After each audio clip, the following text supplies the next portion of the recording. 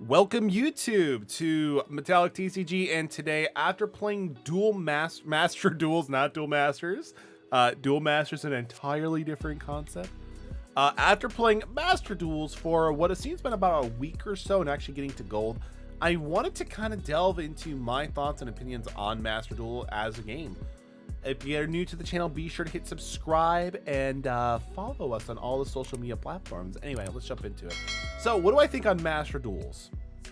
I think it's actually fantastic. This is probably one of the best games Konami has put out in a very, very long time. Duel Links is a very good game as well. Not going to give that any discredit.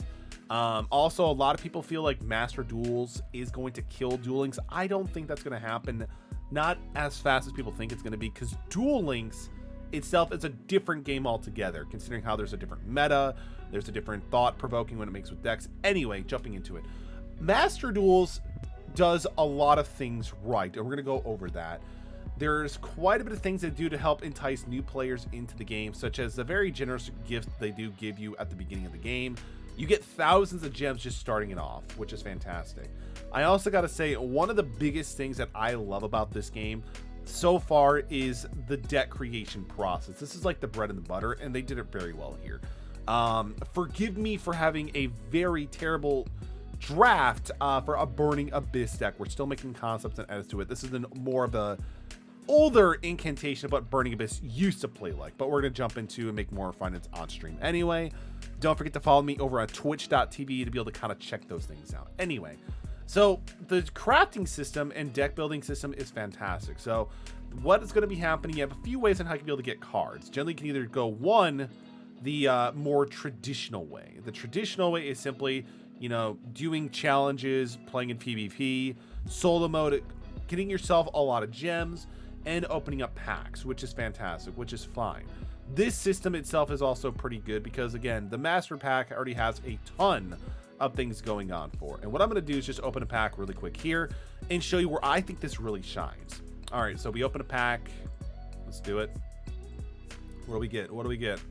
Ooh, come to Papa. Ooh, Spore. Spore is actually pretty cool. Oh, Water Dragon. Yo, the nostalgia is so good. All right. Cyber's Clock Dragon.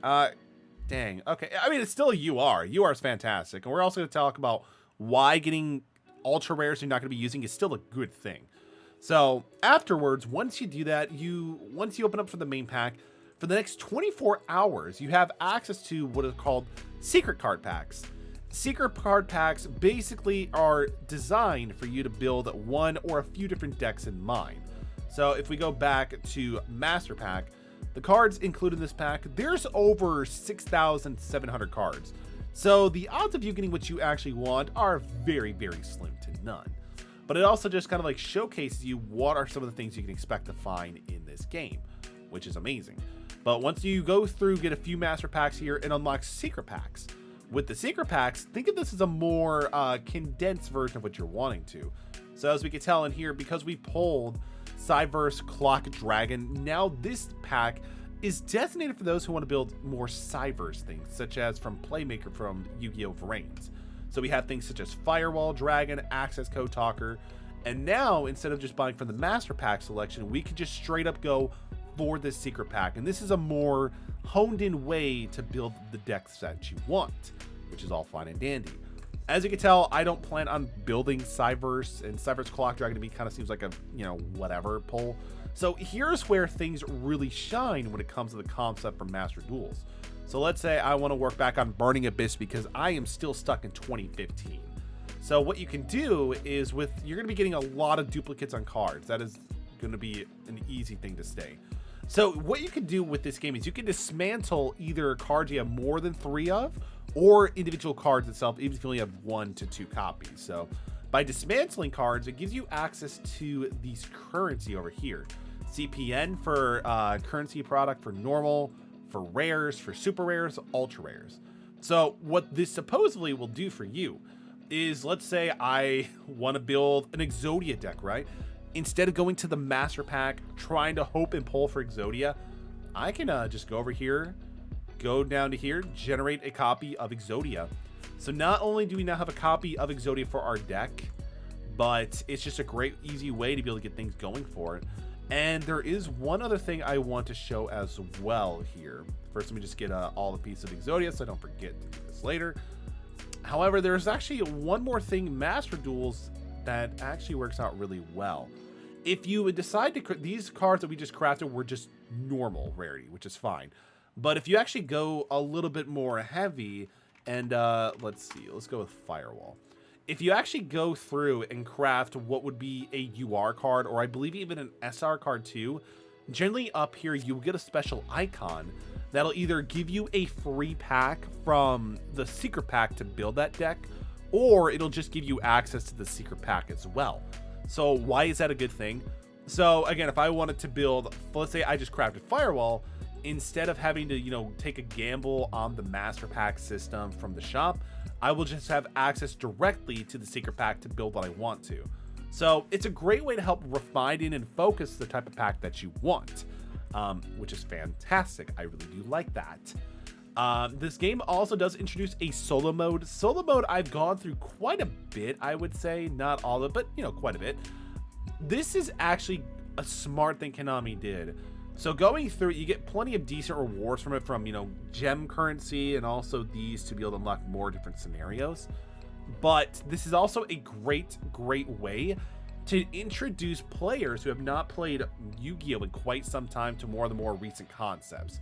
There is going to be quite a bit of, like, you know, link monsters. There's a lot of things that people are not familiar with, pendulums, Xyz summoning. So solo mode does a great job at getting players familiar and comfortable with a variety of different decks and how they play, while doing it in a more of a hand-holding approach at first, and then they really test you. And honestly, some of the duels can be kind of tricky, not gonna lie.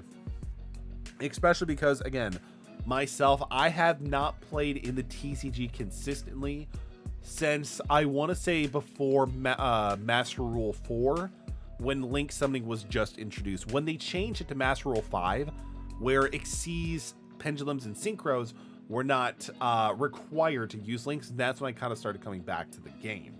But Master Duels, this did push me back into the TCG. Not as quite as heavy as I used to be, but we are now back into the TCG. The game also features very similar in a way of how Duel Links operates as well, such as the climbing up the PvP section. You go through different routes. You fight people who are on the same level as you. I am currently at, you know, gold, which is fine. I don't play this too often to be able to get further than that. The game also in the shop gives you a lot of different customization options, such as you would expect from, like, you know, games like Duel Links. You can get access to the Duel Pass, which, if you're playing this game quite often, the PvP, I think this is definitely worth it. You can get a lot of, you know, CPURs, which are fantastic for creating things such as Ash Blossom, a lot of staples, Maxi, things like that, because hand traps are definitely important in this game. Currency for packs. You can also get some mates. Mates are actually interesting little things. They're basically these little creatures that are chilling with you on the left side of the game. You kind of think of them as like moral support, which is actually kind of cool. We actually have quite a variety of it. We have Wyvern, we have Cyber Dragon Infinity. Cyber Dragon actually, it looks pretty cool. Borolo Dragon, and of course the Dark Magician. So something for everybody from all flocks of different aspects from the TCG. You also got dual fields to change it up, which is kind of nice. I actually do like this. Yeah, but the original one is actually pretty cool. You can buy deck sleeves, which are pretty nice. Honestly, I'm actually using the Ash Blossom and Joy, so I might just pick this one up to make it all on point. And of course, icons, if you really want to go above and beyond and look, you know, like anime. This is what I actually look like in real life. Not even kidding. Original seal, don't steal. But again, so far the game is very, very much up to date. I believe there's only a few current sets that are not into it, but of course that is going to change. When you do start the game, it does give you 1 out of 3 decks to choose from. More of a classic deck, I believe. And then another one for Link Summoning, and I think one for Synchro. Personally, I would recommend to go for the Link deck, but you can also go Synchro and be fine. And even in the shop too, there are actually some pre-built decks you could buy multiple copies of and kind of get things going for. I actually picked up Magician and Pendulum because it honestly did have some pretty solid cards in the base deck itself. Pick up 3 copies, you're going to have a lot of consistency that you can do for it. Here's a copy of the original deck, I believe.